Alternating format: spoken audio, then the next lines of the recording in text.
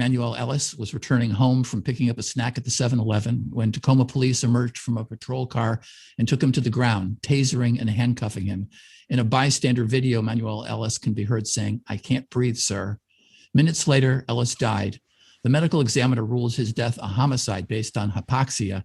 Ellis couldn't breathe when he was restrained by the police officers, but a methamphetamine intoxication and an enlarged heart were also cited as contributing factors. Well, yesterday, Washington's Attorney General Bob Ferguson announced criminal charges against 3 officers in Manuel Ellis's death. 2 policemen faced charges of second-degree murder and first-degree manslaughter, and a 3rd officer was charged with first-degree manslaughter. No charges were filed against the other 2 officers that were involved in restraining Ellis. Let's start out by just talking about the significance of this upcoming trial. What is it for you, Jasmyne? Yeah, I mean, I think it's significant in the fact that we very rarely see police being held accountable for killing people, right, unjustly. And I think that's something that the Manuel Ellis's family recognized. Something that really jumped out to me during their press conference yesterday was a comment from his sister where she talked about, calling AG Ferguson's charges a blessing. But that there was still a lot of work to be done, and it was hard for her to be happy. And I think that really resonated with me. This family has had to fight tooth and nail for justice to be brought to their son, to their brother, to their uncle. And I think it's actually really indicative of the lack of accountability that a lot of police officers face. So I think that it'll be, especially in light of the Derek Chauvin trial for the murder of George Floyd, I think that this battle is far from over, and I really hope that the Ellis family can kind of find some justice and peace in the proceedings. Kevin, how unusual is it that police officers get charged with murder?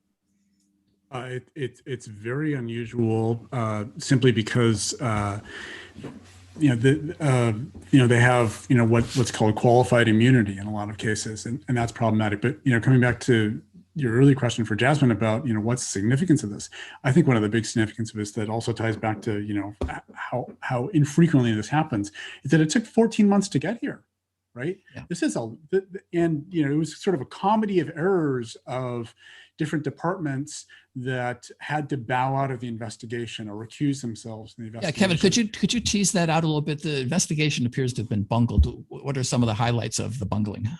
Well, a lot of it had to do with just conflicts of interest, right? Who was doing the investigating, and were they involved in the incident? Were they, what was their role in the incident itself, or the immediate aftermath of it? And did that create conflicts of interest where they were no longer sort of objectively be able to investigate it? And, we just saw in the state legislative session that finished, we had a small incremental bit of reform in terms of, getting people who, are getting police departments out of the business of investigating themselves, and making sure that there was sort of real objectivity and accountability and neutrality in these kinds of investigations. But we've still got a long, long way to go, in this state before we can say we're even close to getting it right in terms of making sure that these investigations are done quickly and they're done by people who really don't have a conflict of interest and can look neutrally at what happened.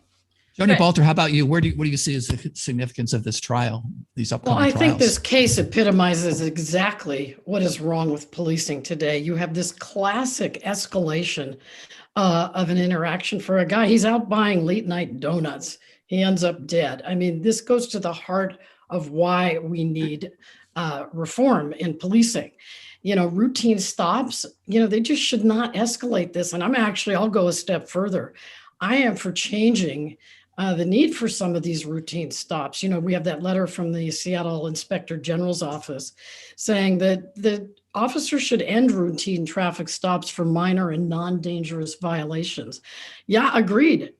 This is, we don't seem to know how to handle these or how to do them right. So if we can't get them right, let's maybe take a different approach. Now, if somebody's, DUI and endangering others, that's one thing, but license tabs, who cares? There's got to be a better way to just know that license tabs are late and go collect the money on that.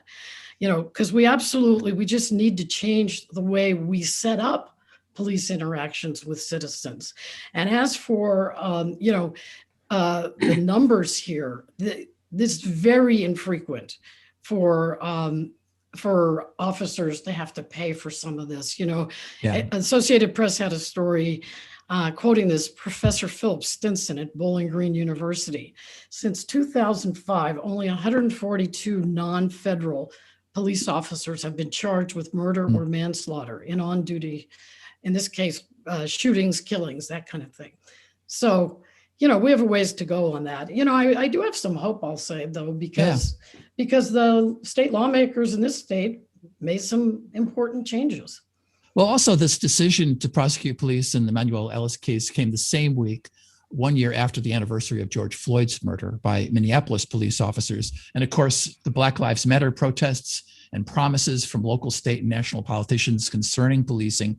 Kevin, what's changed since those promises were made? In the city of Seattle, not a lot has really changed. There's been some minor cuts to the SPD budget. A lot of that has gotten blocked by the consent decree and by the courts. And it's interesting to kind of look at where we are and just to explain, the Seattle was under a consent decree with the Federal Department of Justice to try to fix problems with its excess use of force. Yeah, it was signed from 2012, so we're 9 years into this, and there have been a number of changes, but obviously, last summer proved to us that the police department is still perfectly capable of, inflicting violence upon peaceful protesters, and that doesn't mean that they're always in the wrong, but certainly the Office of Police Accountability investigations have shown that there were a bunch of times where they were absolutely in the wrong for doing this. So, I think what the efforts by the city council, by the mayor, by the police department to reform itself, by other outside advocacy groups looking at this really show right now is this consent decree, and the judge and the police monitor who are sort of driving this are really in the driver's seat for police reform in this city, right? They have stopped the city council in their tracks, and some of the things that they tried to do that may have been misguided, may have been sort of good, at least in principle, if not necessarily in every precise detail of them. But it looks right now that police reform is going to go no faster or no slower than the consent decree process will let it go. Jasmyne, I'm curious whether you think that over the past year we've seen any significant changes in policing. There were a lot of things discussed: defunding police, reforming police. Do you see much significant having happened yet? Well, I think that it's the fact that we're even talking about defunding the police right now is a really major shift from where we were, in January 2020. If you had told me then that we'd have the Seattle City Council, the mayor, the governor seriously engaging this idea of defunding, I wouldn't have believed you, right? And so I think that the way that the defund conversation has really shifted the center of gravity, especially within the Democratic Party, within left circles, I think is really major and nothing to sniff at all. Speaking of policing, one of the unsolved mysteries about last year's protests on Capitol Hill was who ordered police to abandon the East Precinct. Well, this week, former Seattle Police Chief Carmen Best said it wasn't her. She said it was an unnamed subordinate. The city's being sued by area business owners who say abandoning the precinct left their property unprotected. Are we any closer to finding out the answer to this mystery, and why does it matter? Kevin, what do you think? Well, so the Office of Police Accountability has been investigating this, and the word on the street is that OPA Director Andrew Meyerberg, in the next coming weeks, maybe perhaps sometime in June, is going to release his report. And he's been saying recently that he's getting pretty close to being done with that report. So what will that mean? What will that mean when that report comes out? Hopefully, he has sort of figured out how the process happened of abandoning the East Precinct, right? Who, if anyone, made the decision? I think, we're all assuming somebody made the decision. Maybe it didn't turn out that way. Maybe it didn't, but it probably did. And so at the end of the day, it is strange that a year later, it's still a mystery about how, really, nobody can figure this out. And So, we'll see. He's the investigation guy. So if he Joni, can't figure it out, nobody can. Joni Balter, let's assume we find out. What changes if we find out who ordered the abandonment of East Precinct? What do you think? Well, I think it's just the fact that we need to know what happened, because that became like such a tipping point for what would happen next and what would lead to, CHOP and how the protests would go and what would be the interaction with the police. So I'm as interested as anybody in it. I'd like to know what happened there. I think, in this whole fight over these text messages, I think there are enough text messages around to kind of reveal who that was and how that happened. You remember when this came up that the East Precinct was being closed. First of all, it wasn't entirely closed. Jasmine and I were meeting on a different topic, and there were folks inside, even though it wasn't fully functioning as a precinct, that's for sure. But there were people in there. She had the better vantage point. She could actually see them. But there was significance to that, because what were we telling the surrounding area? What were we telling the people who were up there? Where will the police be? They'll have to come from a farther distance to do this interaction. So, I'm curious. I think there's enough text messages that'll be turned in that we will be able to script it, that we will be able to know why that area became that area at that time. Yeah, I want to also ask about the so-called pink umbrella incident that took place during the demonstrations last year. You might recall that there was a confrontation between police and demonstrators. Someone held up a pink umbrella, and at the time, all of a sudden, the riot-clad officers were throwing tear gas and firing blast balls into the crowd of demonstrators. This event has been extensively examined. I think the New York Times did a frame-by-frame video recreation. And we've just learned today that the police interim chief, Adrian Diaz, has demoted an assistant chief who was identified as being in charge then. What's the significance of that action, Joni? Well, so you cannot have police going nuts because people are opening their umbrellas to protect themselves from spray. So this is a clear, weird overreaction to what's happening there. And so you have an interim chief coming in and saying, I'm not okay with that. I'm going to make a specific decision that's a demotion. Okay, that is not encouraging your officers to do that again. That is encouraging your officers to keep their heads on and not overreact like that. I mean, how can you be afraid of umbrellas in Seattle? That should be against the law right there. Right, but the demotion came after Diaz rejected recommendations from the OPA to discipline another officer involved. And so, from my understanding, Diaz hasn't really been clear about how exactly this person he demoted was involved with the pink umbrella incident. So I still think that it's not really. Well, it's a personnel decision though. So sometimes they're a little quieter about those. Well, so he did say earlier this week that the demotion for this in chief wasn't specifically just for the pink umbrella incident, but that this assistant chief, his name is Steve Herjak, SPD has confirmed this, was incident commander from May 29th through the first few days of June. And so Chief Diaz said that looking across his performance on all those days as incident commander, he no longer had faith in his ability to serve in that capacity. And that's the reason that he demoted him out of that. So it wasn't this one event. It was, he at least is saying it's a pattern. I think that may be a little bit of an excuse because Chief Diaz sort of backed himself into a corner by saying, I'm doing my own investigation. And it looked like he had not passed over a bunch of information to the OPA that they might have used for their investigation. So he's walking back a little bit in this too. This is Week in Review. I'm Ross Reynolds with my guest, Jasmyne Keimig, who's the staff writer with The Stranger, Joni Balter, host of Seattle City Club's Civic Cocktail, Kevin Schofield, founder and writer at the Seattle City Council Insight. Coming up, can you stop homelessness by banning evictions? Stick around.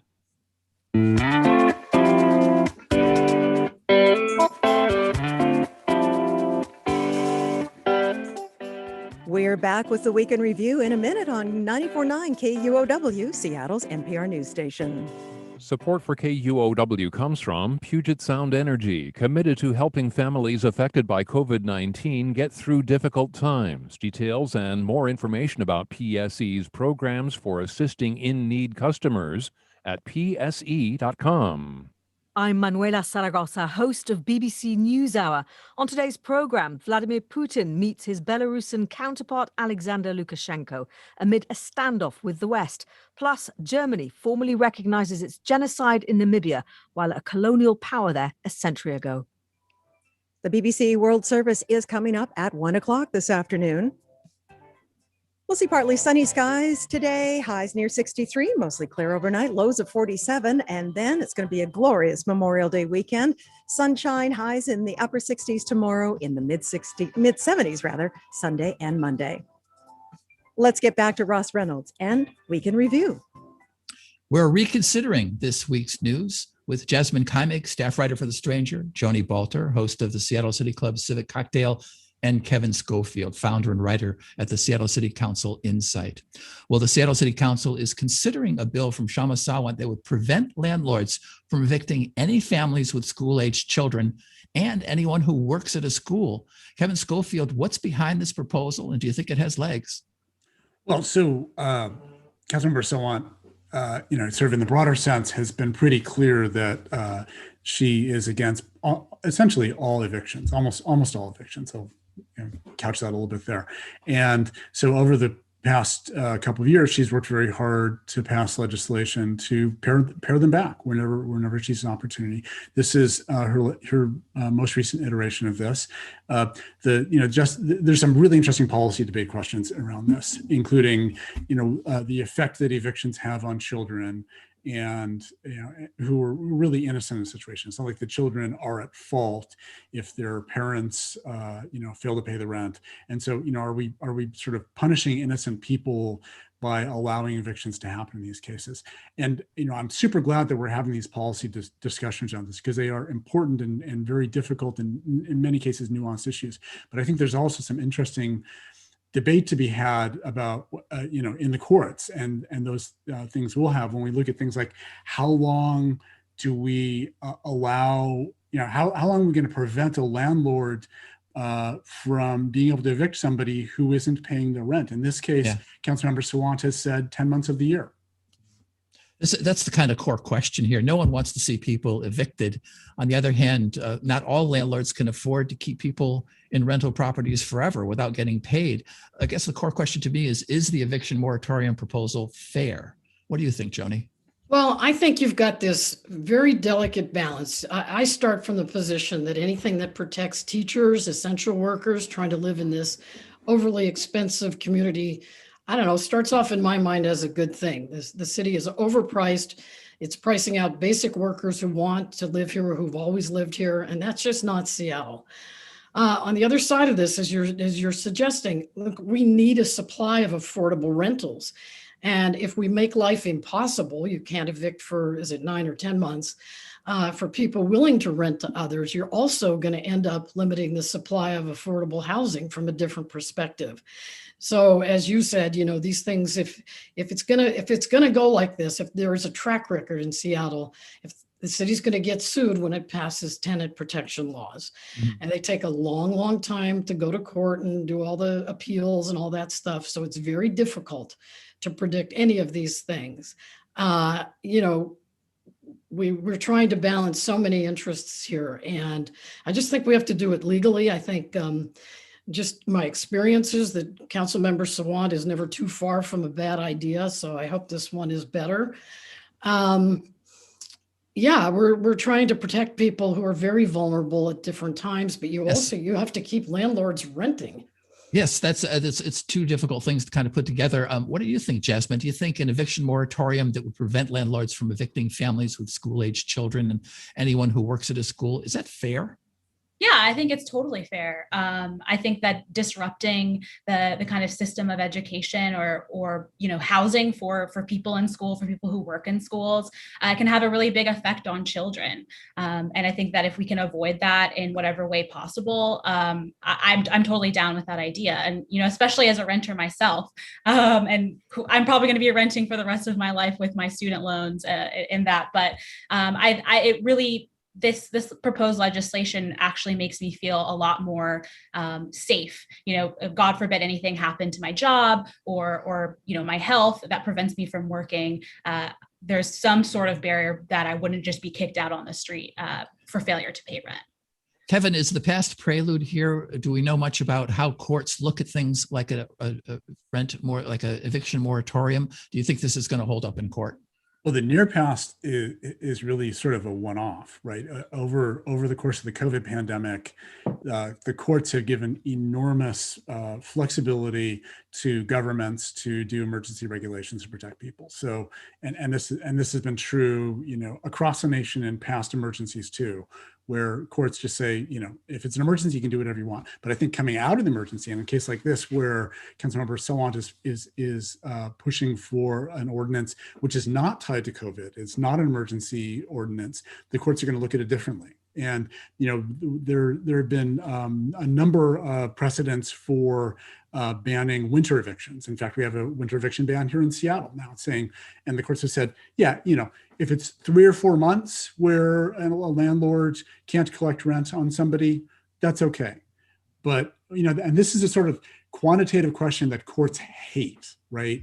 Where they get in a position and say, well, okay, we said 3 was okay.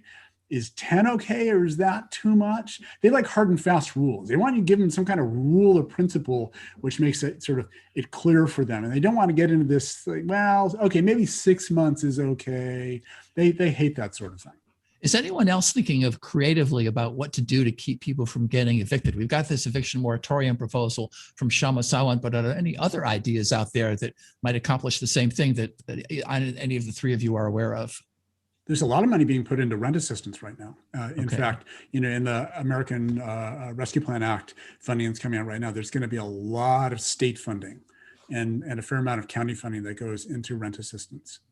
I would say that there's political pressure in Seattle to help this group. I mean, that's one of the demographic changes here. Seattle was for a long time way more higher percentage single family. Renters are now in the majority. And so you would expect and understand that council members are working to appease this group.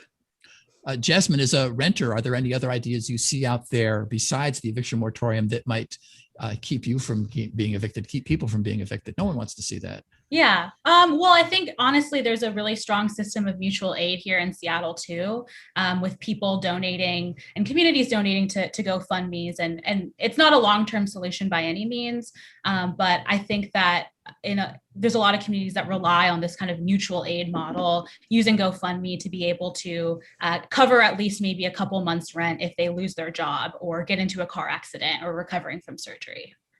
The whole idea here is to stop homelessness in the long run. And there's a ballot proposal headed to voters this fall called Compassion Seattle. Joni, remind us what's in it. And you've written about how you think it might affect city politics. Well, this is proposed as a charter amendment, as you know, and even just that vehicle makes it controversial because the charter is sort of a sacred document. We haven't used it for things like this before. But what it is, it's complicated, that's fair to say. An amendment that provides housing and mental health services and substance abuse treatment as a precursor to then saying we, the city, have a right to clean sidewalks, parks, and public spaces, green belts, that sort of thing. My assertion this week in Crosscut was that they're sort of pulling a Tim Eyman here without having any connection to Tim Eyman or anything, like a chair that might be missing from a store. I'm not making that connection, but I so think you mentioned, you said Tim Eyman, so everybody's going to so everyone's going to listen. That's how I get attention. You know that. But I believe that what they borrowed a page from him in a couple of ways, and I'll explain. So they have the judge's approval for the wording on their charter amendment. They have a plan. They're going to be out there gathering signatures, and I think that it's wise of them to sort of press the question at the same time as a mayoral and city council race. Why? Well, to get people to commit. People are frustrated in this city. In my piece, I quoted a February thing called a Civic Leaders poll about the right direction, wrong direction. Right direction was only 36%. I even saw more recently, I guess it's a secret poll for one of the mayoral candidates just out of the field last week. Right direction in Seattle was even lower, 19%. So folks do not, folks in the city are not happy with the way things are being handled. And so the Tim Eyman connection there, why is this clever or wise? Just like Tim Eyman, they want to go around the city council. They don't want them necessarily involved in this. Eyman used to love to go around the legislature and get the public to decide big ticket items. Hello. Yes. And he's offering a proposal there. This group is offering a proposal that makes everyone have to take a position on this topic. Yeah, they're trying to put this issue kind of in the center of it. Kevin, you told us the real question isn't how Compassion Seattle will affect city races that Joni just outlined, but how city races affect Compassion Seattle, the flip side. Please explain. I'm not sure anybody's going to go to the ballot just so they can vote on Compassion Seattle. But I do think, that they're aiming for the November ballot, which, has a mayor's race, has 2 citywide city council races, has a city attorney's race. And I think, if the Compassion Seattle initiative were on one of our, low turnout election ballots, it might turn out very differently than one in November where there's likely to be a pretty high turnout. And a lot of people are engaged, as to some of the, statistics that Joni mentioned, are really engaged around, the performance of our elected officials right now. And I think there's a lot of people motivated, in either side to go out and vote on that. And I think the carryover from that to Compassion Seattle is going to be super interesting. Well, I'm going to sort of disagree with you, if you don't mind, that, I think the dissatisfaction does bring people out to vote. And that's kind of one of the points.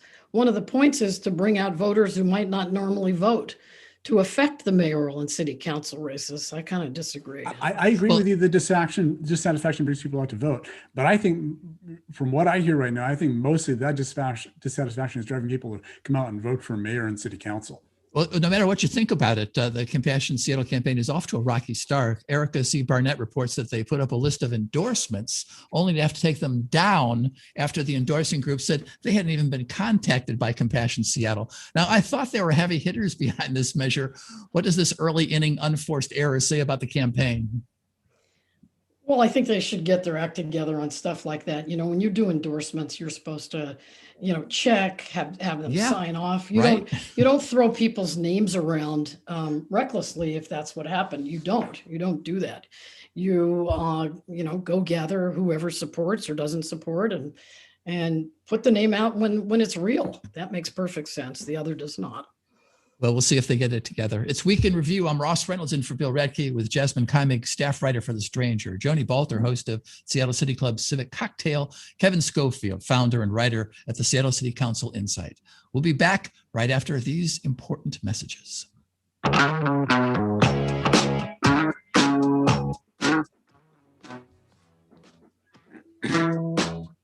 The record returns, or the weekend review rather, returns in a minute on 94.9 KUOW, Seattle's NPR news station. Support for KUOW comes from the University of Washington, addressing issues such as healthcare access, systemic inequities, and poverty.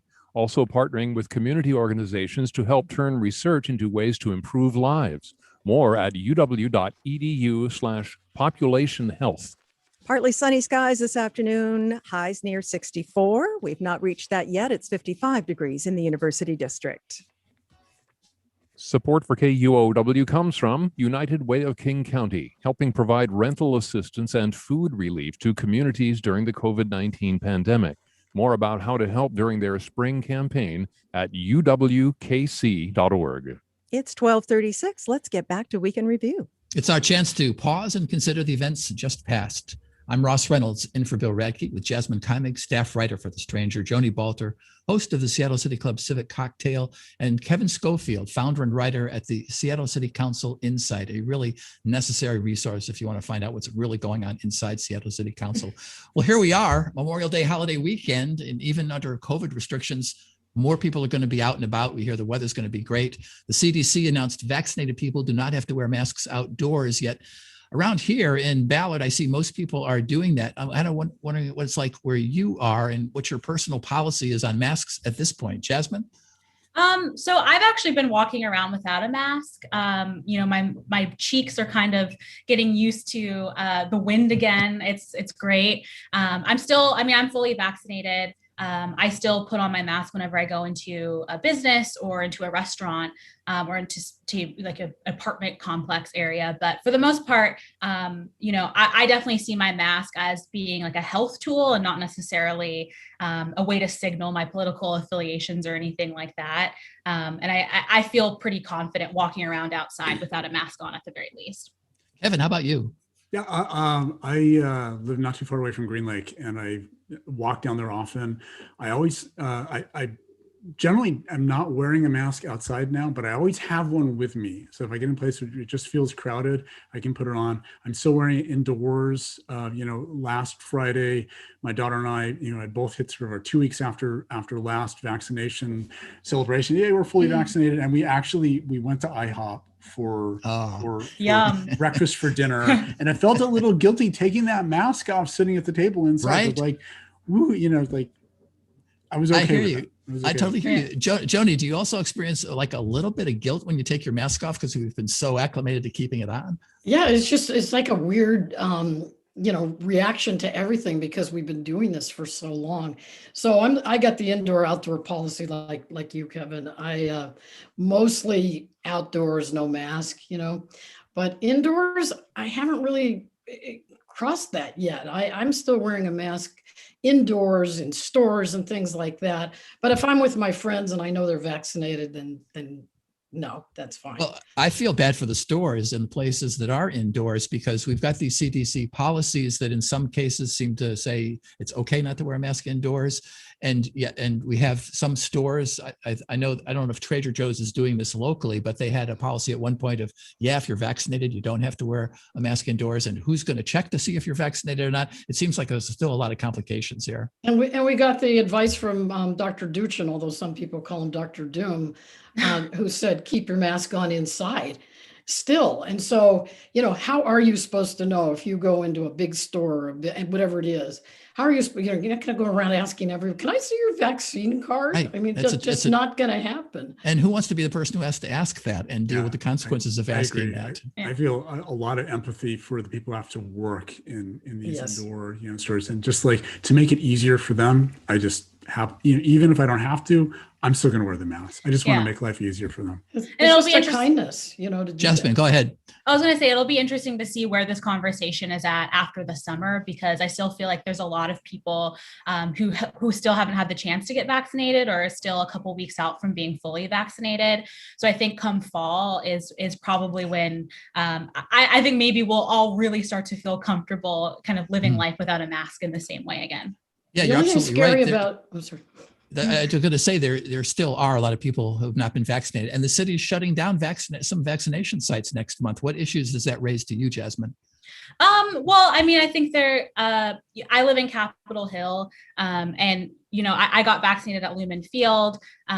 So I think that for a lot of people that live in this sort of dense urban core of Seattle, I think there needs to be some sort of like mobile vaccination car or hut or whatever to kind of reach people that haven't been able to travel that far outside of their neighborhood to get vaccinated. I'm wondering if any of the three of you have had conversations with people who will not get vaccinated and how those conversations have gone. I don't really know anybody who I hear silence is saying no to that, but I feel like there clearly are. Yeah, there's clearly are, but what is it you need to hear? Like, what additional piece of information do you need to make you understand that for the community, we need to get to 70%. That benefits everybody, even the people we were just speaking of in stores. Once you get to herd immunity, you're in a much better position. So what part of that don't you understand? The only thing I've heard that makes sense in that regard is that it has to be someone personally who you trust. It could be a doctor, it could be someone else. That's the only thing that seems to be convincing to people. You can put it to all the public service announcements you want, but it needs to be a kind of a personal contact. Jasmine, go ahead. Yeah, no, I have a family member that doesn't want to get vaccinated, and I think It's definitely some difficult, intense conversations, especially because of the tumult of this last year that we've lived through. But I think it's kind of about, being able to kind of bridge that divide or answer any kind of questions or kind of hesitations that they have. I definitely see it as like a longer term project. I don't think that we're any way kind of out of the woods in terms of vaccinating the people that need to be vaccinated. So it's not like all of these sites to get back are completely going away. But I definitely see it as like a kind of longer term way to kind of solve this problem of people that personally not being able to get vaccinated or not wanting to get vaccinated. Yeah. So, I kind of think of it as 4 different groups of people who haven't been vaccinated yet. There's the vaccination indifferent. People like, I'm young, I'm healthy, I'm going to be fine. There's the vaccination resistant, the people like, no, I'm absolutely not getting one. There's low mobility people who just can't get out, or their work schedule, whatever, doesn't allow them to go get one. And then there are people that are immunocompromised or allergic to ingredients in them, they can't get them. And so, I think the challenge for the city now, they've got about 75% of the city has gotten, at least one shot so far. And so the challenge them, and the reason that sort of they're moving to shut down the big sites is that this last 25%, the challenge for them is really about the vaccination in different people and the low mobility people. And what they've realized is they just have to bring the vaccines to them. Right? And where are they? Do we know where the unvaccinated Seattleites are? Yeah, so I actually looked at the King County data at this, and there's about 170,000 people in Seattle who are unvaccinated. A lot of them are, and that's age 12 and up at this point that, who are eligible potentially for a vaccine. A lot of those are school kids at this point. So city's been hitting the schools really hard doing vaccination, and that's apparently working really well. There's a big strip of them from kind of U District through Laurelhurst out to Sandpoint. That's about 20,000 people. There's another 20,000 from Pike Pine to the central area out to Madrona. Right. And in fact, I talked to some folks in the mayor's office, and they said they've in fact looked at maybe they should just open up, a fixed site in the central area for maybe a month or so to try to get at that 20,000 people in there. So get vaccines to people who can't get out and about. Are there any other ideas on how we could reach those unvaccinated Seattleites to make sure that we get as many people vaccinated as possible? Any ideas that you guys have heard that sound really good that maybe aren't being done yet? There's only one solution. It's Vax-A-Million, like Ohio. I don't know why we don't have that here in this state. We'll find out how fast they You're entered into a contest to win $1 million if you're vaccinated. Yeah, I actually think it's a good idea. It works. That's the problem. The early data shows that it's actually working. Like the vaccination rates have gone up in those places. I think that's the most American way to solve that problem is just give people cash prizes. I have this question for the audience. If you are someone who would get vaccinated, if you could enter into $1 million contest, would you do it? Write to us, record deadline at kuow.org. How will that overcome your natural tendency to not want to get vaccinated? That's what I'd like to hear from you. Well, it's Memorial Day coming up. It's going to be nice weather, and it means Folklife Festival around here. This year will be the 50th Folklife Festival. It's a huge, largely volunteer-run music, dance, and crafts festival. Usually takes place at Seattle Center. It's going to be virtual this year. It was multicultural before. Multicultural was cool. Jasmyne, you were big into Folklife, I understand.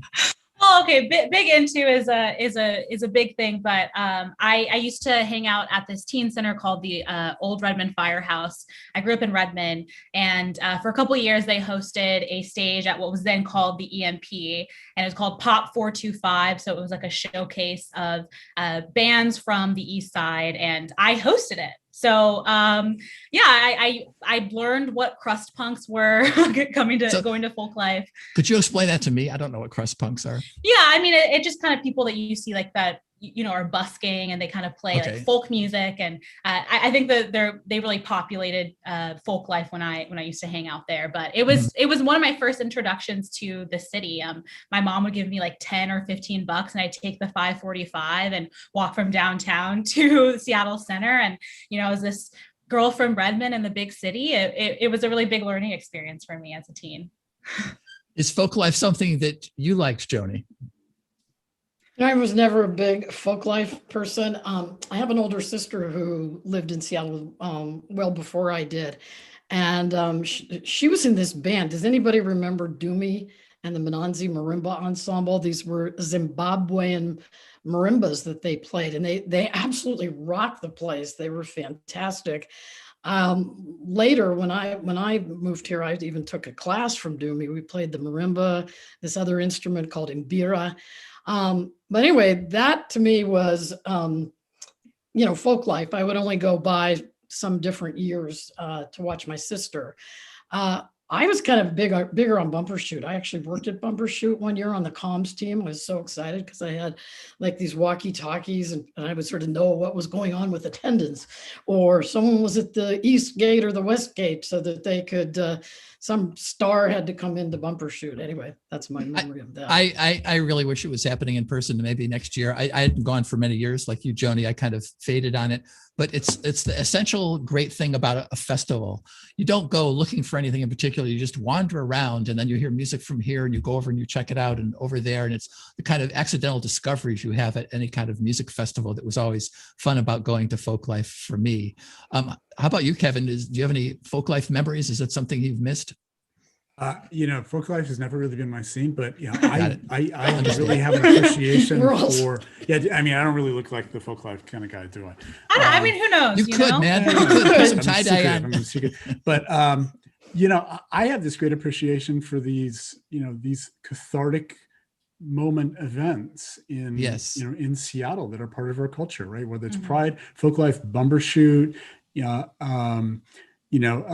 things that make us gather in large numbers on Capitol Hill or the Seattle Center, and looking towards later this year, and particularly in 2022, I think we're going to need those cathartic moments. I think that's going to be part of our recovery from this pandemic, right? To be able to get out and get together and at least pretend for a moment that things are back like they were before 2020, right? I think that's going to be really important to our psyche to be able to do that. And, so I really hope that they also, because, folk life is all virtual this year and they've been able to, reach thousands more people than they used to be able to. So I hope that when we do kind of come back in 2022 or 2025 or whenever this is all over, that we can still kind of incorporate virtual things to make it more accessible to people who maybe have a disability and can't make it out or don't live in the region anymore. So I think that it actually kind of really opens up a lot of collaborative possibilities.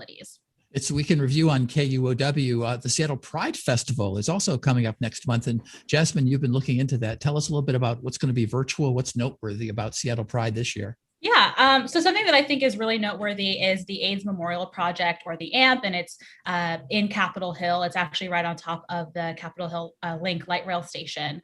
And it's a pathway stretching from East John to North Cal Anderson. And there's 4 artworks by 4 different artists from the region.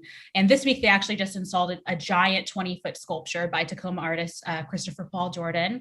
And it's composed of dozens of speakers and like an X. And it's kind of the whole project is about remembering people that we've lost to HIV/AIDS in the region. And I think I've been thinking a lot about memorials, and I think that it's been really interesting to see this AMP project come together. That's about a pandemic, the HIV pandemic, and how it affected millions of people across the globe. And so seeing their kind of approach to it, and that they're kind of bringing tons of color, tons of kind of different ways of remembering people that we lost, and marches and history. I think it could actually be really instructive for how we think about the coronavirus pandemic and how we memorialize the people that we've lost to that as well. Yeah, Kevin, I understand you've also been thinking about how we did or didn't memorialize AIDS as the previous epidemic. What are your thoughts on that, and how do we learn something from that we should not do this time, or we should do this time? I'm really looking forward to visiting the AIDS Memorial. The 80s, when of course the AIDS crisis was, just really beginning and not well understood and kind of at a fever pitch in a lot of ways. I was in high school and college, so those were my formative years were in many ways were right at the height of the AIDS crisis. And so it's something that's very present for me. I lost friends through that. And I think about that, in some ways as we look at COVID now, right? Mm-hmm. Where, many of the same things happened then. There was a lot of misinformation out there. There were a lot of governments struggling what to do, struggling to make sure good information got out, struggling to make decisions on how to control this major public health crisis with limited information and limited means in a lot of ways. And a lot of people died unnecessarily out of this. And so, that seemed very present today for me as we look at COVID. And, I'm thinking what are our COVID memorials going to be like?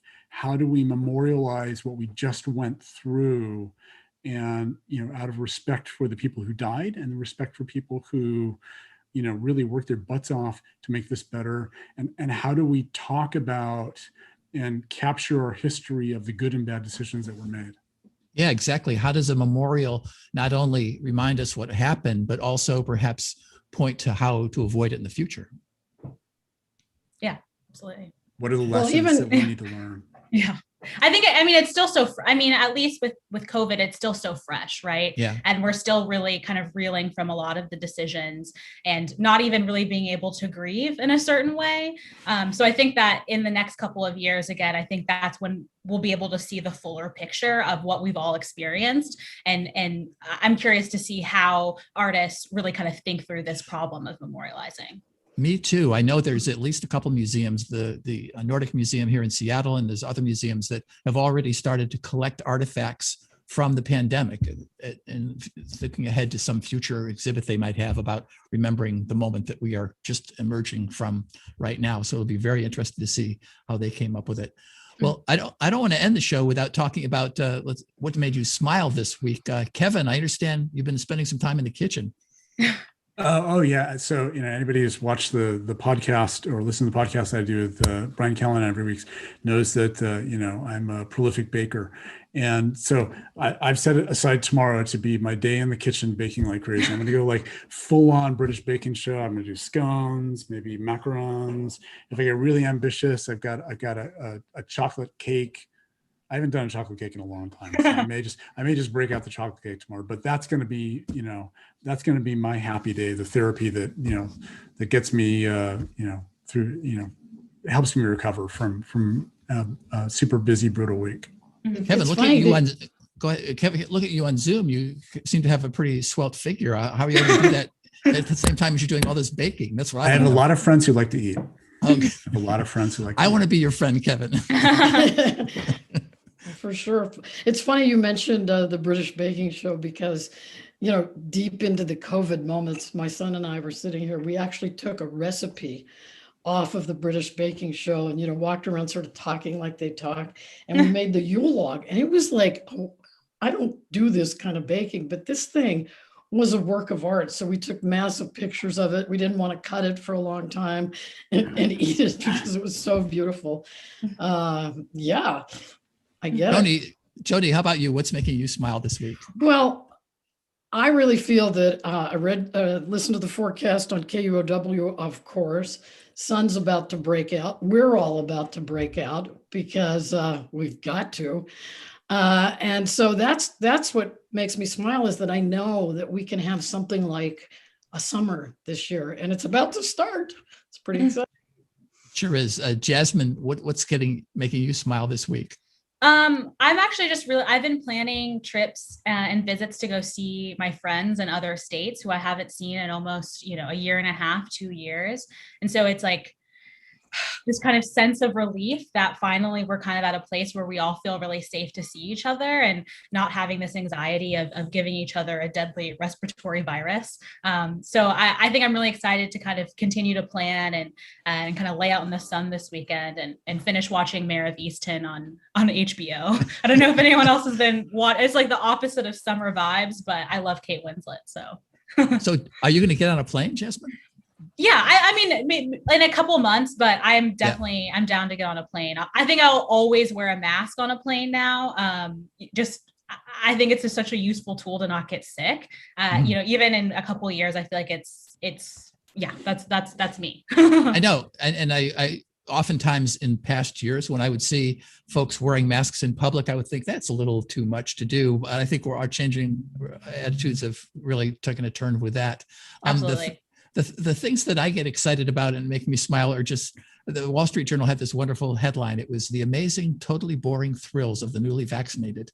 And it was just the simple, silly things that in the past you would just do, but all of a sudden they just give you a little bit of joy. We just went out to dinner with some friends, and being out at their house, in their home, being able to embrace on their porch. It was like, that was nothing extraordinary in the past. It was still felt good, but it just felt amazing in the case of this taking place. I'm wondering if any of the three of you have like totally boring things you're almost embarrassed to tell us, but you will tell us because you're on the radio, that are really boring, but are amazing to you now that you've been vaccinated.